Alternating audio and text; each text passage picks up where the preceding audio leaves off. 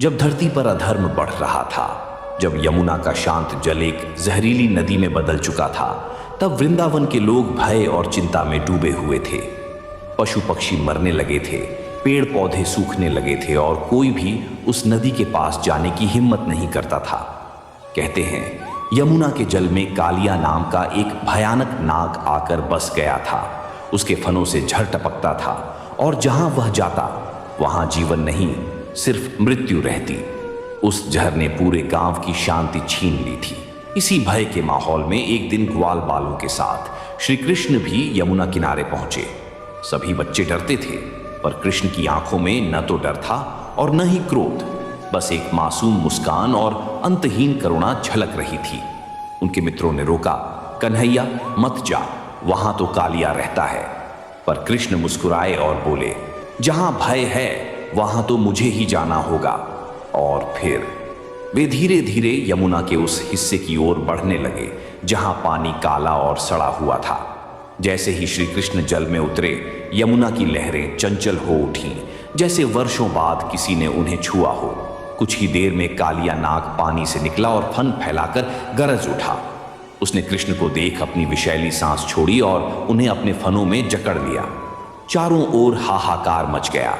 वृंदावन के लोग, नंद बाबा और यशोदा मैया तक चीख उठे। पर तभी यमुना की सतह फटती है और एक दिव्य प्रकाश फैलता है। श्री कृष्ण अब उस विशाल नाग के फनों पर नृत्य कर रहे थे। उनके चरणों की थाप से जैसे पृथ्वी का भय कांप उठा हो। उस क्षण में वह दृश्य इतना अलौकिक था कि वृक्षों पर बैठे पक्षी भी चुप हो गए और देवता भी आकाश से पुष्प वर्षा करने लगे। कृष्ण ने न केवल कालिया को हराया, बल्कि उसे एक सीख दी। बोले, तेरा विष तुझे महान नहीं बनाता, बल्कि तेरा क्रोध तुझे नष्ट कर देगा। यदि तू चाहे तो मैं तुझे क्षमा कर सकता हूं, क्योंकि प्रेम ही मेरा असली स्वरूप है। कालिया की आंखों से आंसू बहने लगे। वह समझ गया कि उसने गलत राह चुनी थी। उसने श्री कृष्ण के चरणों में सिर झुकाया और यमुना को छोड़ने का वचन दिया।